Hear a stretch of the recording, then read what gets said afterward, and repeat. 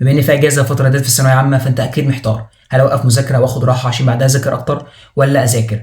ولو انت هتذاكر، هل ابدا اخد جزء من القديم، ولا ابدا اخد التراكمات، ولا ابدا اسبق في الجديد؟ بس قبل ما اتكلم في النقطه ديت، ما تنساش تضغط اللايك عشان الفيديو ينتشر. ولو انت اول مره تشوفني، انا عبد الله الاسمي، طالب في كليه الطب البشري، فانت لو مش مشترك في القناه اشترك في القناه عشان يوصلك كل جديد. في بعضكم اللي خد اجازه يومين او اسبوع، وفي التاني اللي ما خدش اجازه خالص. بالنسبه اللي ما خدش اجازه برضه هيستفاد من الفيديو ده. انا كان عندي الاجازه بتاعتي كانت تقريبا اسبوع، من يوم السبت ليوم الجمعه اللي هو اللي بعده. فانا برضه هعرفكم انا عملت ايه في الاجازه ديت، وبرضه عرفت اخلص ايه. بس اول حاجه طبعا بالنسبه للاجازه، مهما كانت يومين مهما كانت اسبوع، ما فيش اي مشكله في المده. انا عاوزك ما تعملش حاجه، ما تخليش في ايام ما تذاكرش فيها. يعني مثلا في بعض منكم دلوقتي عامل حسابهم ان اول يومين في الاجازه مش هذاكر عشان ارتاح وكده.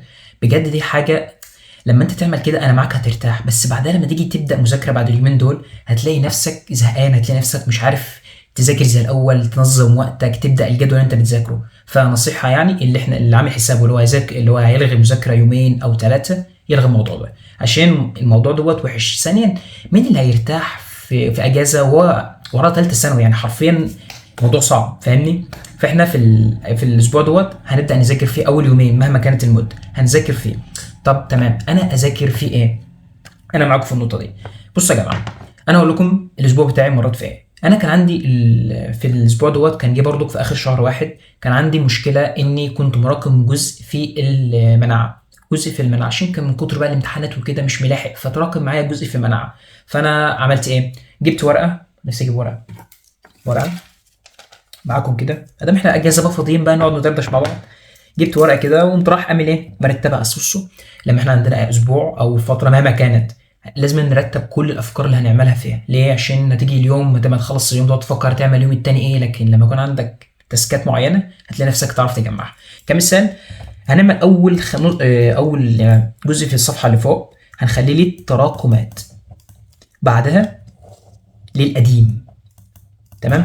طب التراكمات، في ناس ممكن يكون مراكمه جزء بسيط، في ناس ممكن تكون مراكمه جزء كبير. يبقى احنا خلاص، يبقى لو كان جزء كبير يبقى الاسبوع كله الاجازه هيبقى عباره عن تراكمات. لو انت خلصت التراكمات في يومين او ثلاثه ولسه اجازه، خش على الجزء الثاني في الجدول اللي هو هيبقى عباره عن مذاكره القديم.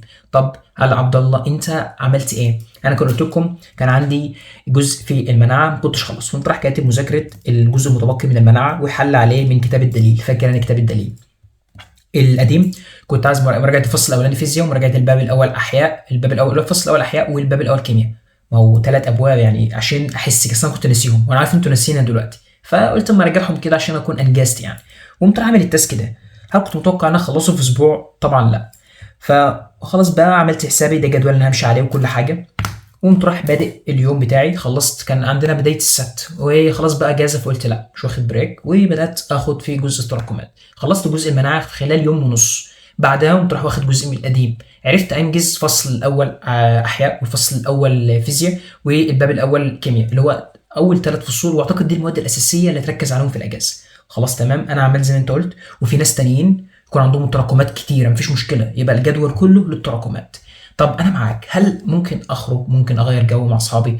مفيش اي مشكله. يعني مثلا تصحى الصبح كده صباح الخير، تقعد مع اهلك، تفطر معاهم، تقعد تدردشوا مع بعض، سامعين حاجه تسمع معاهم، تيجي تبدا مثلا من الظهر مذاكرتك للمغرب او العشاء، مفيش اي مشكله. اصحابك طالعين تطلع معاهم. لكن يا جماعه، اللي ياخد الاجازه بتاعته ويفتح السوشيال ميديا، يقعد في الف في عاوز استراتيجي من تطبيق التيك توك دوت، ولا اصلا تطبيق مش له فايده، نقعد نالف في كده كده بنضيع وقتش يعني، انت فاهم؟ خصوصا اللي هيمسك في السوشيال ميديا في الاجازه هيعاني منها بعدين. فاحنا نستغل الاجازه بتاعتنا اللي احنا نخلص كل التاسكات اللي علينا. خلاص تمام، بدات اعمل كده. وبرضك لو اصحابي طالعين بالليل مثلا رايحين كافيتيريا، رايحين النادي، اطلع معاهم، رايحين بلاي ستيشن، مفيش مشكله. وانا طلعت بلاي ستيشن مع اصحابي في الاجازه بالليل، فعادي يعني.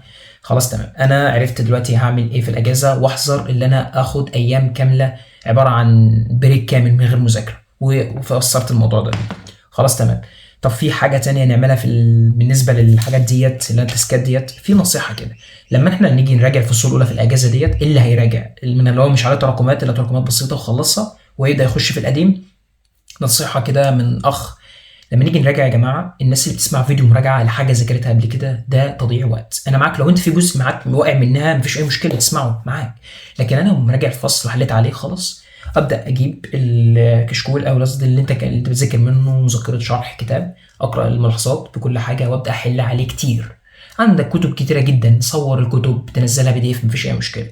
وفي نفس الوقت خد اجازه، اطلع خد براحتك.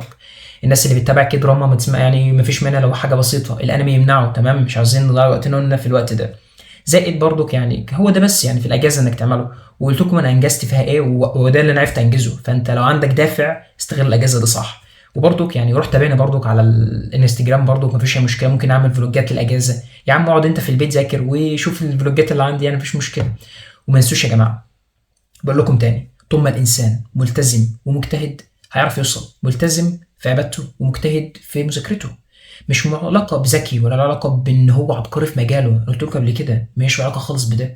معاك الاتنين دول هتعرف توصل. طبعا يعني افتكر فرحه اهلك وحلمك يستاهل تعبك.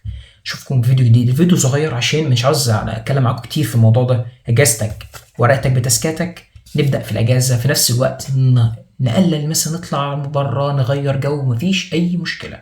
وتعود دايما انك تعمل جدولك، ما تستناش مثلا انا لما اقعد اسطر لك وانظم لك جدولك واعمل كذا وكده، لا مفيش احلى من الواحد يعرف يعمل جدول. ما كترتش في الفيديو النهارده عشان في ناس بتشتكي من فيديوهات طويله يعني. ما تنساش بروح تابعنا على الانستجرام بقى عشان انزل لك فلوجات هناك يعني براحتك كده، فلوجات الاجازه اعرفك الدنيا ماشيه معايا ايه وكده يعني. اقعد في البيت وتابعني هتقضي الاجازه معايا.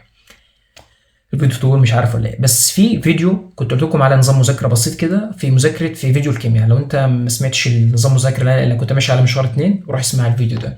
واتمنى ان احنا نفضل مسعيين لحلمنا عشان والله يستاهل تعبنا والله. اشوفكم ان شاء الله في فيديو جديد. سلام ابطال.